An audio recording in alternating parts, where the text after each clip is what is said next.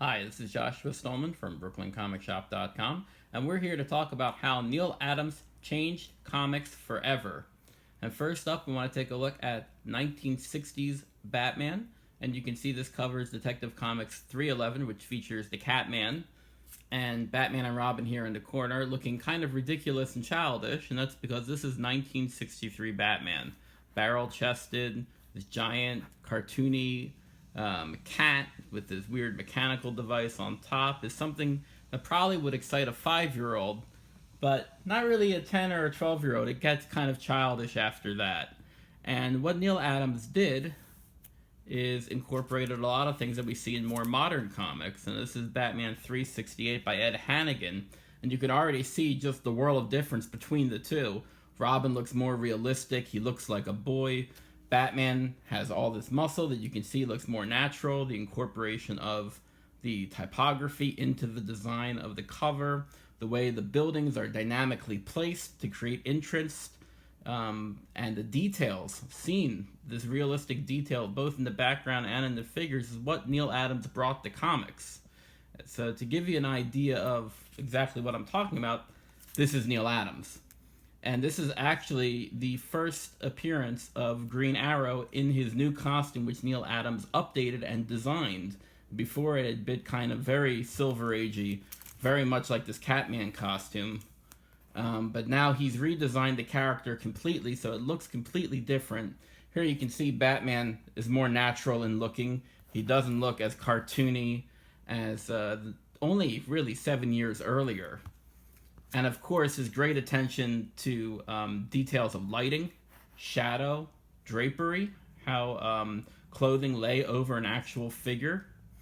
This sense of design elements that show space with the buildings going back into space. The grid is literally shown in these characters, which is the mob, receding into the background in space, was something that all things Neal Adams considered and changed in the comic book look that led into the 1970s Bronze Age comics and really influenced everything going forward after that.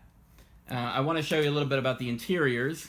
This is a reprint of Green Lantern 76, which was really the first modern collectible comic book. This was in the 70s. You could go to a comic book convention. This book would be on the wall for as much money as some of the Golden Age books, and it had just come out. And what we look at here is the face, the details in the face, which he really had a lot of practice on earlier in his comic newspaper strip run of Ben Casey, which was a hospital drama. That's really where he cut his teeth on learning how to tell stories and learning the tricks of the advertising trade, which was a lot of tracing, making sure your angles looked correct, making sure your faces looked correct. And you can see that kind of influence came from that like Rex Morgan cartoon strip experience before coming to DC. The other thing that Neal Adams did for comics and with his writing partner Dennis O'Neil was a strong influence of modern politics, social issues that had never been in comics before. And this is one of the key aspects of here you have this black man asking Green Lantern, what have you done for me? You know, you just made my landlord kick us all out of our tenement housing. And, you know, you've been to all these other planets and helped people with purple skins and green skins. What have you done for people here with black skin? And you can see not just the detail in the face, the shadow in the face, but the emotional quality that is given when Green Lantern can't even answer. And this kind of textured background so simply put in just is something you would see in illustrations, not something that would happen in comic books at this time. And then, of course, his use of photography in the last part of the, well, really throughout, but you can really see it here, how he's taken photography from Martin Luther King and Robert Kennedy. He's translated it into a drawing, so it looks like a drawing, but it really, you can see his use of photorealism coming through, as well as these new ideas of textured gradients, these different ideas of lighting, which bring a sense of realism to the comic book. And this is something that had never been seen in comics before. And as you can see, just the wild difference between a book 7 years younger or 7 years earlier, and this is 1970, probably 1970 right here. Now, every book that I'm showing you can actually find on our website, brooklyncomicsshop.com, and you can purchase these. This one is autographed by Neal Adams. It's also autographed by Dennis O'Neil, who together did their famous work on Green Arrow. One of the things that they both did is they continued to put new things into comics. So when Bruce Lee is popular and martial arts becomes popular in the 1970s, it goes right into the comic book, and it's something that you could literally see how they were on the edge of pop culture and keeping up to date with what the interests were of the time. But of course, he's most known for some of his famous covers. This is one of his most famous Batman covers ever. It's Joker's Five-Way Revenge, Batman 251. And no, the Joker is not 30 feet tall, but the idea of the image works. You see how menacing the Joker is. You see a smile. You see the shadow created on the face brings a sense of drama to the element. The typography moves your eye through the piece. And of course, Batman here is stuck really helpless to this Aces card. And then of course, he doesn't even neglect the background elements. All the city is shown in correct proportion, correct perspective, as cards recede back towards the center point. And what you have is a really nice cover, something that people gravitated to and changed the way people wanted to see comics and wanted to draw. And of course, this one is also signed by Neal Adams and Dennis O'Neil.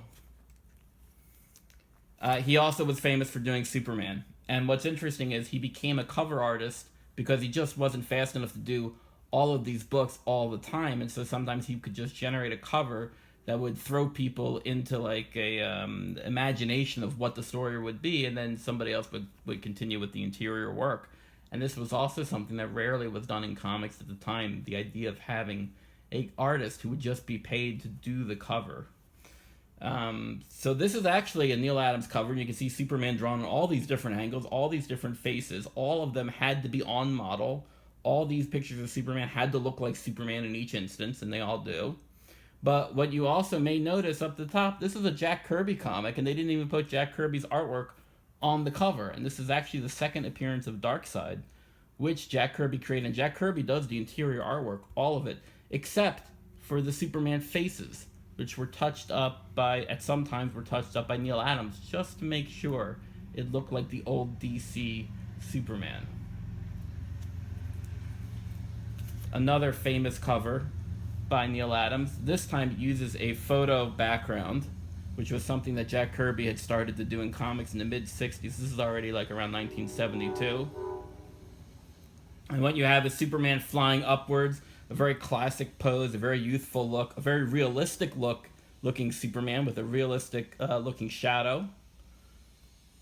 And just a really well put together comic. And then of course one of his most famous ones is one he only did the cover to, and this is Superman 233, the reintroduction of a new Superman that was created by Dennis O'Neil to be depowered, to have no kryptonite, and also to modernize Clark Kent from being a wimp to being somebody who actually was his own persona, his own person outright. And now instead of a outdated news reporter, he was a television reporter. And so all these things were happening in comics in the 1970s to reinvigorate how comic books both looked and how they read. And Neal Adams was a very important part of it, often training the younger generation of artists like Frank Miller, who worked at Continuity, got training, Michael Golden, Larry Hama, all these people from the mid-1970s, and of course the people that were influenced just by reading the books, like John Byrne, all have very strong Neal Adams influence. But I want to show you our last bit of items, which is something I'm very proud to have, which is actually Neal Adams' original artwork. And this was purchased from Neal Adams directly. These are portraits that he's done. And this one that we're looking at right now is Iron Man. Neal Adams did very few Marvel work in the 60s before moving to DC. But one of the things he did do was a very famous run on Avengers. And it is just a fantastic saga with the Kree, and involving all the main Avenger characters. And so this Iron Man one is just a beautiful treat of what his artwork really looks like. And you can see the realism in the neck, the way the shadows are falling. Even something as simple as these lines are placed in a way that really give you the maximum effect of this beautiful portrait. You can tell that he's trying to show you here the metallic aspect of the costume to really make it shine, but also to give it a feeling of depth as well. And this is hallmarks of his artwork, and it's nice to be able to see it in person in its actuality. And this is something you can also check out on our website as well. Of course, the last one, which is my favorite, is a Neal Adams Batman. And this is something that every collector dreams about owning, is a Batman by Neal Adams. And a lot of it you can see already, you know, the strong blacks, very simply put, just showing you the cape, the shadows, this cross hatching work that gives you a sense of realism to the facial feature, to the surface of the person's face, how it moves across the plane, the light hitting it directionally from this side, and how it affects the lighting on the ears and the lighting on the front of the face. And of course this kind of like upward glance where you can see Batman's eye and you can see his furrowed brow, really give it that Neal Adams style, that realism of the advertising work of the 1960s brought to comic books. So it's something very proud to have, and something I'm also very proud to offer to collectors on our website. You can always visit our website at brooklyncomicsshop.com, where you will find signed exclusives, vintage comics, original artwork like these two pieces, and more, as well as exclusive prints. So thank you for watching.